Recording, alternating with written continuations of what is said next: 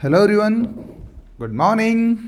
आप सबको जय हिंद, वंदे मातरम, सलाम, नमस्ते, सत श्री अकाल, आदाब, गुड मॉर्निंग।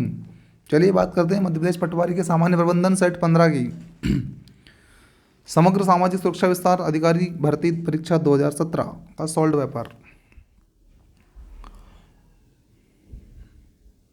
पहला क्वेश्चन है हमारा, संचार प्रक्रिया में घटकों के सही क्रम की पहचान करें। संचार प्रक्रिया में घटक जो होते हैं उसकी सही पहचान करें। तो क्या होता है घटकों की सही पहचान, देखिए आप लोग, है ना।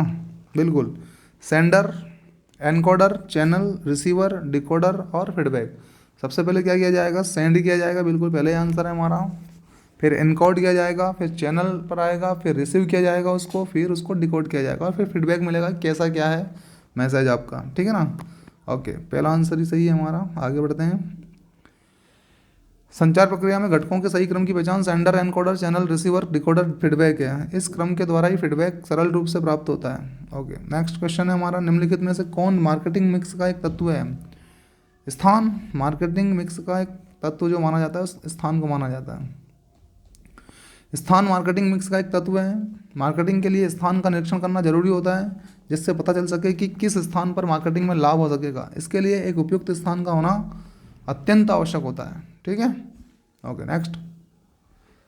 मैस्लो के अनुसार जो व्यक्ति प्रेम, संबद्धता, स्वीकार्यता तथा मित्रता की तलाश करता है वह किस आवश्यकता स्तर पर स्थित होता है। सामाजिक आवश्यकता पर स्थित होता है वो, ठीक है। देखो, मैस्लो के अनुसार जो व्यक्ति प्रेम, संबद्धता, स्वीकार्यता तथा मित्रता की तलाश करता है वह सामाजिक आवश्यकता स्तर पर स्थित होता है। समाज में रहने मिलने जुलने के लिए व्यक्ति को प्रेम, संबद्धता तथा मित्रता आदि की आवश्यकता होती है, ठीक है। अगला क्वेश्चन है, वित्तीय प्रबंधन का बुनियादी लक्ष्य होता है लाभ में अधिक से अधिक वृद्धि करना। बिल्कुल राइट, पहला ही आंसर। लाभ में अधिक से अधिक वृद्धि करना ये उद्देश्य होता है इनका। वित्तीय प्रबंधन का बुनियादी लक्ष्य होता है लाभ में अधिक से अधिक वृद्धि करना। यह करने से ही वित्तीय प्रबंधन हो सकता है। इसके लिए आवश्यक है कि व्यवसाय में अधिक से अधिक लाभ अर्जित करना। अगला क्वेश्चन, निम्नलिखित में से कौन अधिकार संगठनों में मानव संसाधन प्रबंधन कार्य का एक हिस्सा नहीं होता है। मानव संसाधन प्रबंधन के कार्य का हिस्सा नहीं होता है। मंजूरी की प्रक्रिया, प्रशिक्षण और प्रदर्शन मूल्यांकन, मानव संसाधन नियोजन, मंजूरी की प्रक्रिया या फिर प्रशिक्षण या प्रदर्शन मूल्यांकन या मानव संसाधन।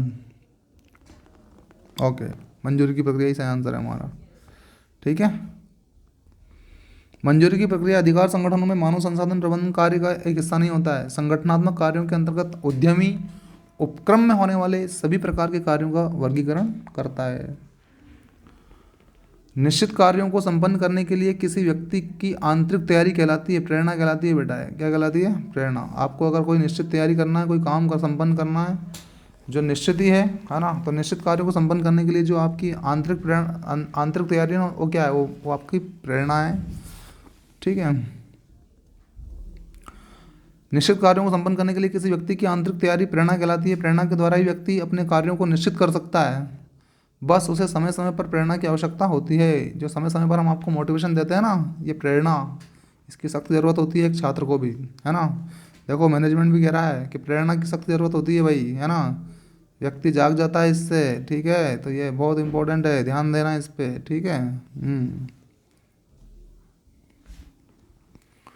जब कोई व्यवसाय अपने उत्पादों को इंटरनेट पर अन्य व्यवसायों को बेचता है तो यह किस प्रकार का वाणिज्य होता है। इंटरनेट पर अगर बेच रहा है तो भैया इसको उपक्रम वाणिज्य कहते हैं। हम क्या बोलते हैं इसको, उपक्रम वाणिज्य कहते हैं। जब कोई व्यवसाय अपने उत्पादों को इंटरनेट पर अन्य व्यवसायों को बेचता है तो यह उपक्रम वाणिज्य होता है। इसके द्वारा इंटरनेट पर ही व्यवसाय अपने उत्पादों को दूसरे व्यवसायों तक पहुंचा सकता है, राइट। किसी संगठन के अपने ग्राहकों के अनुकूल अपने उत्पादों तथा सेवाओं में फेरबदल की क्षमता क्या कहलाती है, मास कस्टमाइजेशन कहलाता है भैया। ग्राहकों के अनुसार अगर आप फेरबदल कर रहे हैं तो इसको बोलते हैं मास कस्टमाइजेशन। किसी संगठन ने अपने ग्राहकों के अनुकूल अपने उत्पादों तथा सेवाओं के फेरबदल में क्षमता मास कस्टमाइजेशन कहलाती है। इस प्रक्रिया के द्वारा कोई संगठन अपने ग्राहकों के अनुकूल अपने उत्पादों में फेरबदल कर सकता है। जैसे ग्राहकों को आवश्यकता है वैसी चीज़ें वो दे सकता है इसके माध्यम से वो। विक्रय संवर्धन में शामिल होते हैं विज्ञापन, प्रचार, कर्मचारी विक्रय, उपरोक्त सभी होते हैं भैया। ये सब शामिल होते हैं विक्रय संवर्धन में। विज्ञापन, कर्मचारी विक्रय तथा प्रचार आदि सभी विक्रय संवर्धन में शामिल होते हैं। उत्पादों के अधिक से अधिक विक्रय हेतु विज्ञापन, उत्पादन का प्रचार करना तथा कर्मचारी विक्रय अत्यंत आवश्यक होता है भैया। प्रत्येक विकल्प की खूबियां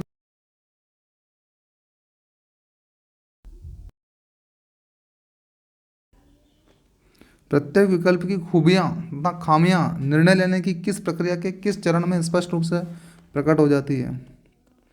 विकल्पों के विश्लेषण में हो जाती है भैया ये क्लियर।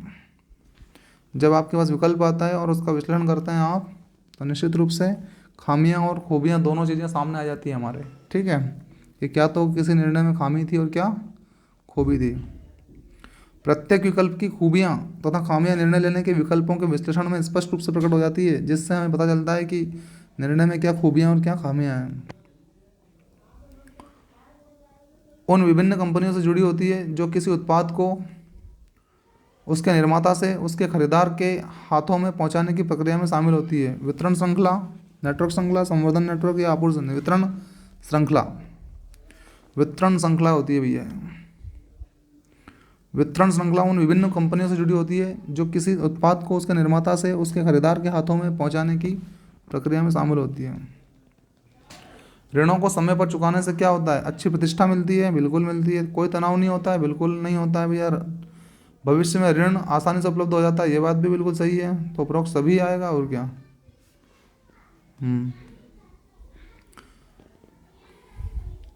और इसलिए ऋण का भुगतान जल्दी से कर देना चाहिए भैया, ये सब समस्याएं नहीं आएंगी आपके सामने। PERT एक सांख्यिकी टूल जिसका इस्तेमाल प्रोजेक्ट प्रबंधन में किया जाता है, किसका संक्षिप्त रूप है? Production estimation and research technique, program evaluation and review technique, project estimation and research technique, product evaluation and review technique. D पे जाऊंगा भैया मैं तो, product evaluation and review technique. देखते हैं क्या सही निकलता है। Oh shit. PERT एक सांख्यिकी टूल जिनका इस्तेमाल प्रोजेक्ट प्रबंधन में किया जाता है, प्रोजेक्ट प्रबंधन में किया जाता है। Program evaluation and review technique का संक्षिप्त रूप है। सॉरी, ये कंफर्म करना आप लोग एक बार से, है ना, कौन सा आंसर है? Program evaluation and review technique आएगा इसका, program evaluation and review technique. Okay, next देखते हैं। वह वित्तीय विवरण जो किसी विशेष समय में किसी उपक्रम की वित्तीय स्थिति को दर्शाता है कहलाता है।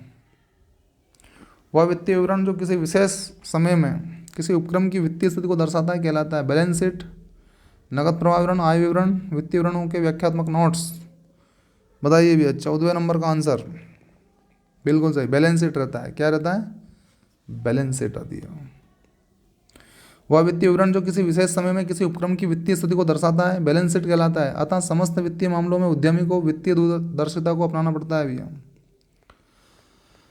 अगला क्वेश्चन है, निम्नलिखित में से कौन सूचना प्रणाली के प्रबंधन का लक्ष्य नहीं होता है? सूचना प्रणाली जो है उसके प्रबंधन का लक्ष्य नहीं होता है। निर्णय लेने की प्रक्रिया में सहायता देना, संगठन के लिए लोगों की भर्ती करना और प्रबंधन के हर स्तर पर आवश्यक सूचना प्रदान करना, निर्णय लेने की प्रक्रिया को सुगम बनाना। बा आंसर है हमारा। बा पे जाएंगे हम, देखते हैं क्या है। बिल्कुल सही, संगठन के लिए लोगों की भर्ती करना सूचना प्रणाली के प्रबंधन का लक्ष्य नहीं होता है, बाकी तीनों चीज़ों का लक्ष्य होता है। ठीक है। मूल प्रबंधकीय कौशल है, प्रबंधन का मेन कौशल क्या है, स्किल्स क्या है? निरीक्षण करना, प्रेरित करना या उत्प्रेरित करना। बिल्कुल सही, सभी है भैया, है डी आंसर। निरीक्षण करना, उत्प्रेरित करना तथा प्रेरित करना मूल प्रबंधकीय कौशल है। इस प्रकार प्रबंधकीय कौशल का उचित प्रशिक्षण भी उद्यमी के लिए आवश्यक है। कई नए उद्यमी प्रबंधकीय योग्यता के प्रभाव में असफल हो जाते हैं भैया। बाह्य परिवेश का अर्थ क्या होता है? बाह्य वातावरण का अर्थ क्या होता है किसी कंपनी के लिए भैया? संगठन के बाहर की संस्थाएं जो संगठन के प्रदर्शन को प्रभावित करती है, या फिर संगठन के बाहर की वे ताकतें और संस्थाएं जो संगठन के प्रदर्शन को सशक्त रूप से प्रभावित कर सकती है। बिल्कुल सही आंसर है हमारा बी। ठीक है ना, सशक्त रूप से प्रभावित कर सकती है, ये आंसर आएगा बेटा। बाह्य परिवेश का अर्थ संगठन के बाहर की वे ताकतें और संस्थाएं जो संगठन के प्रदर्शन को सशक्त रूप से प्रभावित कर सकती है। अगला क्वेश्चन लीजिए, निम्नलिखित में से कौन आत्म प्रबंधन की रणनीतियां हैं? आत्म प्रबंधन की आत्म निर्धारित लक्ष्य, आत्मनिरीक्षण, आत्म पुरस्कार, उपरोक्त सभी है भैया। ये तो ठीक है, ओके। आत्मनिर्धारित लक्ष्य, आत्मनिरीक्षण तथा आत्म पुरस्कार आत्म प्रबंधन की रणनीतियाँ हैं। उद्यमी अपने उद्यम का केवल प्रवर्तक एवं निर्माता ही नहीं वरन साथ साथ प्रबंधक भी होता है। अगला क्वेश्चन लीजिए, निम्नलिखित में से कौन प्रबंधकों तथा लीडरों के बीच का सही अंतर नहीं देता है? प्रबंधकों और निम्नलिखित में से कौन प्रबंधकों तथा लीडरों के बीच का सही अंतर नहीं देता है? लीडर्स औपचारिक प्राधिकार से आगे बढ़कर प्रभाव छोड़ते हैं, प्रबंधन अनौपचारिक माध्यमों से प्रभाव छोड़ते हैं। क्यों भैया? प्रबंधन जो होता है अनौपचारिक माध्यमों से क्यों छोड़ेंगे प्रभाव? ये आएगा आपका आंसर। वापस जा रहा हूँ मैं। प्रबंधन और अनौपचारिक माध्यमों से प्रभाव छोड़ते हैं, प्रबंधकों तथा लीडर के बीच का सही अंतर नहीं होता है ये। उद्यमी में उद्यम की भावी स्थिति पर विचार करने तथा वातावरण संबंधी भावी प्रवृत्तियों का पूर्वानुमान करने की योग्यता होनी ही चाहिए, ठीक है ना। ओके, अगला क्वेश्चन है, इंसेंटिव अर्थात प्रलोभन निर्भर करता है किस पर? उत्पादकता पर, बिक्री पर, लाभों पर, उपरोक्त सभी पर। सभी पर निर्भर करता है भी है इंसेंटिव, है ना। उत्पादकता पर, बिक्री पर तथा लाभों पर इंसेंटिव निर्भर करता है। संगठन कौशल के द्वारा वह अपने उद्यम में व्यक्तियों, कार्यों, अधिकारों, दायित्वों व आपसी कार्य संबंधों की एक एकीकृत संस्था तैयार करता है। निम्नलिखित में से कौन से कौशल प्रथम स्तर के प्रबंधकों के लिए अहम होते हैं तथा उनमें विधियों, प्रक्रियाओं तथा क्रियाविधियों से जुड़ी गतिविधियों की जानकारी और उनकी दक्षता शामिल होती है? तकनीकी कौशल होता है भैया। कौन सा कौशल? तकनीकी कौशल। तकनीकी कौशल प्रथम स्तर के प्रबंधकों के लिए अहम होते हैं तथा उनमें विधियों, प्रक्रियाओं तथा क्रियाविधियों से जुड़ी गतिविधियों की जानकारी और उनकी दक्षता शामिल होती है। बिल्कुल। शब्द का अर्थ होता है कि कंपनी की उत्पादन ना कर पाने की अक्षमता के कारण पूर्व निश्चित लाभ, अवसर लागत ही है ये। शब्द अवसर लागत का अर्थ होता है कंपनी की उत्पादन ना कर पाने की अक्षमता के कारण पूर्व निश्चित लाभ, अवसर लागत का लाभ मिला है मतलब।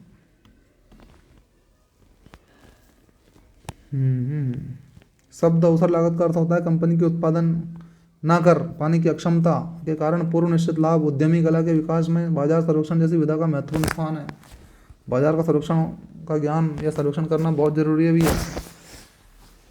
है ना, एक उद्यमी के लिए। निम्नलिखित में से कौन कार्यात्मक संरचना का एक लाभ है? कार्यात्मक संरचना का एक लाभ है, यह पेशेवर विशेषता के सिद्धांत का पालन करती है। बिल्कुल करती है भैया, यही लाभ है इसका। एक तो हो गया, और देख लेते हैं थोड़ा सा। और क्या? उन्नत पर्यावरणीय निगरानी होती है, स्थानीय हितों के साथ आमने सामने का बेहतर ना यह पेशेवर विशेषता के सिद्धांत का पालन करती है भैया। कार्यात्मक संरचना का एक लाभ यह होता है कि यह पेशेवर विशेषता के सिद्धांत का पालन करती है, अतः विभिन्न क्रियाकलापों के लिए यह अत्यंत आवश्यक होता है।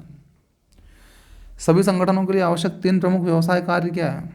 विपणन, उत्पाद परिचालन, ठीक है। विपणन, वित्त लेखांकन, उत्पादन परिचालन, बिल्कुल यही वाला आंसर है हमारा बी।